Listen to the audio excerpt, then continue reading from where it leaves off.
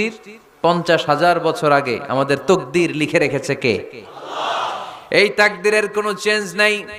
এজন্য আমরা বলি খাইরিহি ওয়াল কদর খাইরিহি ওয়া শাররিহি মিনাল্লাহি তাআলা।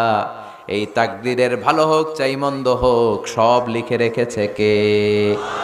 এটার কোনো চেঞ্জ নাই, এটার কোনো সাধারণত রদবদল নাই, এটার কোনো পরিবর্তন নাই। আত-তাকদীরু লা ইয়ারুদ্দু ইল্লা বিদ-দুআ। আল্লাহর হাবিব বললেন মানুষের তাকদিরের কোনো পরিবর্তন হয় না, চেঞ্জ হয় না। তবে তাকদিরের কিছু অংশ যদি কখনো চেঞ্জ হয়ে যায়, দোয়ার বদৌলতে আল্লাহ এটাকে চেঞ্জ করে দেয়। কি পাওয়ার দেখছেন? তকদিরও চেঞ্জ করে ফেলে দোয়া, তাকদির চেঞ্জ হয়ে যায়।